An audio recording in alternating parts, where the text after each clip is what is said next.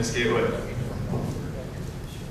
Good afternoon, my name is Robert Anthony. I'm going to first start off talking about some of our lessons learned from a KM business perspective in migrating AMC from 2007 to the 2010 environment hosted at DISA.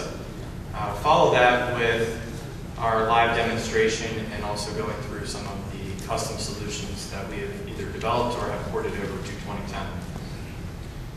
So I first wanted to start with one of our key lessons learned in moving from 2007 to 2010 was a data scrub. I know it's something that is talked about a lot when you're moving from system to system, but oftentimes isn't really followed. You want all your data to come over, even though 50% of it is used. That was a big challenge for us, was organizing our data into the proper sites, into the proper structure before moving it. And a couple of reasons for that is, one, the migration team, it really cuts down on the complexity of what you're moving, what you are required to bring over, and what is truly needed by the command or by the organization. Kind of going along with that is setting up a good governance policy. Governance is a big thing with SharePoint. I'm sure that several of you, if not all of you, have seen environments that have been set up and run and really have no organization of any of the data. Governance is a big thing. It can mean, from both a technical standpoint and from a business standpoint, how we want to organize our data, who needs to be able to see it, who needs to be able to discover it, which is a different thing, and who needs to have ownership of that, and also what types of data need to go on the portal, and maybe there are other systems that can better host other types of data, such as video or streaming services, things of that nature. But also from a technical side, what's the governance for maintaining your system? How do we patch our system? How do we update our system? In talking about DISA ESPS, that is probably something that's going to be handled by them. But for those of you who are unsure about that, the technical side of governance, what are your maintenance windows?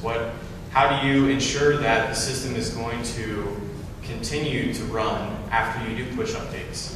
Those are just sort of the plans and policies that we set forth and put together when moving to the 2010 environment at DISA. Another thing I wanted to talk about that Ms. Gatewood touched on was content ownership. This is something that we want content owners to be the ones to push their data. We want them to be the ones to maintain it, to make sure that it is the proper version. Something Ms. Gatewood touched on was emailing. A big problem of that is you send out too many emails with the same attachment. Which one's the correct version?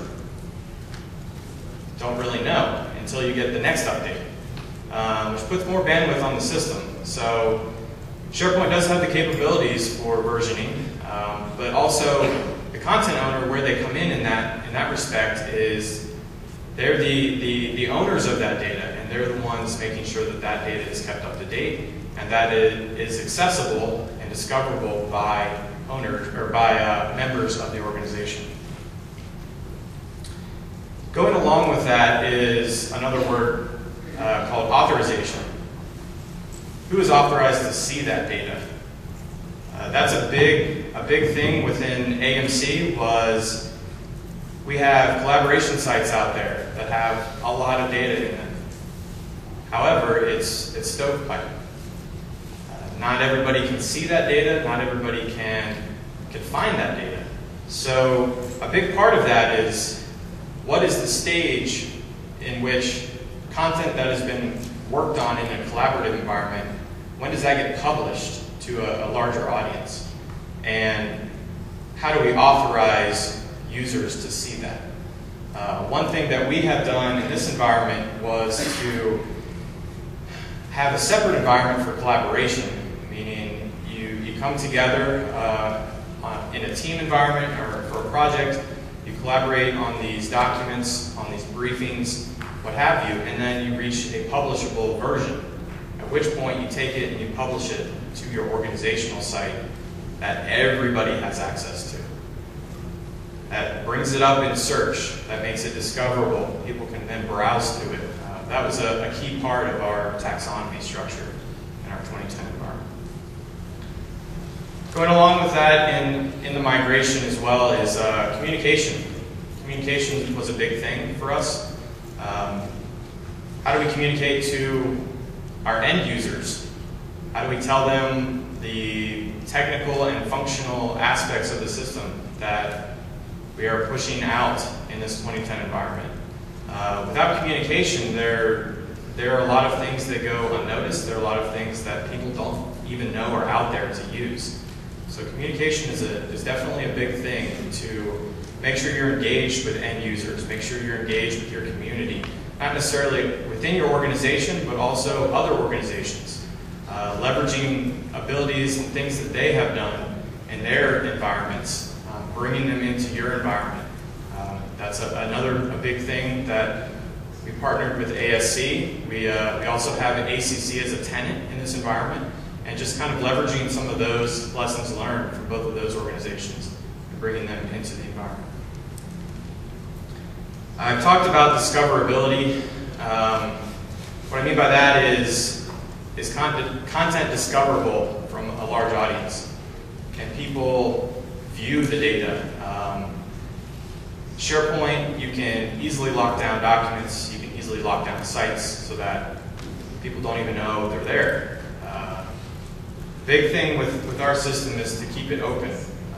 Allow everyone who has access to this organization to see the data. And use the collaboration environments for stovepiping things or for setting permissions on data. And then once you have that final product worked out in that collaboration environment, move it into an area where it's discoverable by other people. Another thing was education and training. We actually stood up a separate web application that we can use for end users to register for desk-side training, for instructor-led training, or they can even go there and we have third-party tools, I believe it's MindSharp, where they can look at like a flash video and learn how to do different things throughout the environment.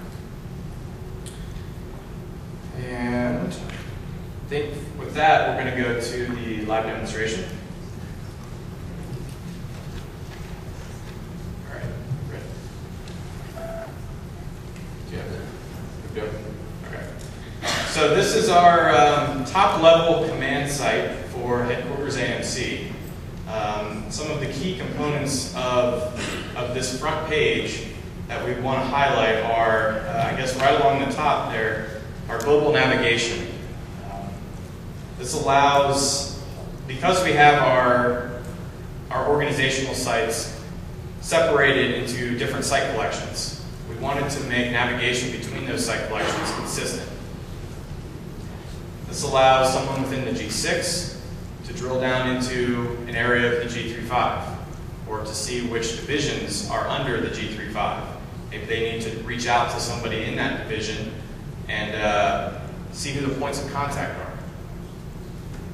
Also along the top, we have links to organizations.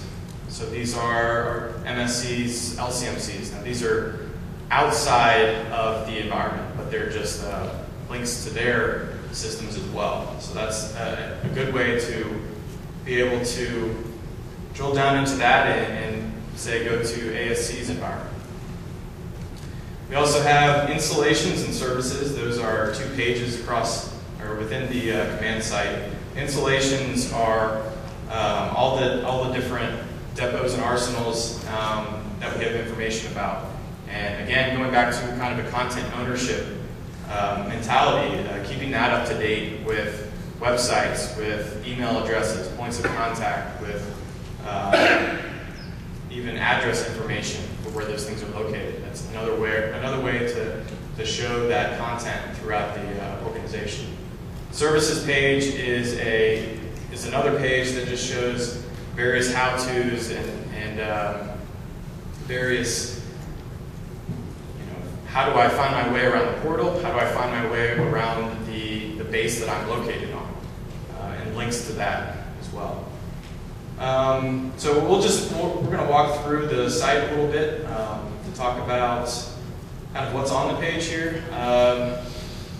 Obviously, you see the clock web part at the top there. That was a requirement by the Chief of Staff. Wanted to show the different locations for AMC. On the left-hand side there, we have our RSS feeds that roll up into a tab view web part. This allows us to show various data pulled in, various feeds pulled in. It's dynamic content. This updates daily whenever those feeds are updated. This is a way to show dynamic information on that front page. There's probably sites or SharePoint instances out there that the front page doesn't get updated a lot, and we wanted to change that. And so moving to 2010, we wanted to use RSS feeds where we could. We wanted to use other data feeds, the weather feed, and also, as Ms. Gatewood mentioned, at the very bottom, to show information pulled up from the various GStaff offices. Now these web parts pull the announcements list from all of those GStaff offices. So as they add an announcement to their top level directorate site, this gets popped up to the front page. So other directorates can view that information. It becomes very easily readable right there on the front page. You don't even have to click down into the site. Other thing we did here, the publications web part. This was in the 2007 environment, this was a static page that had 40 or 50 links to publications. What we wanted to do is make that a little bit more readable and also condense it so that it was not taking up so much screen real estate. So in order to do that, we made it a tab web part and broke the tabs out by the various metadata associated with those documents.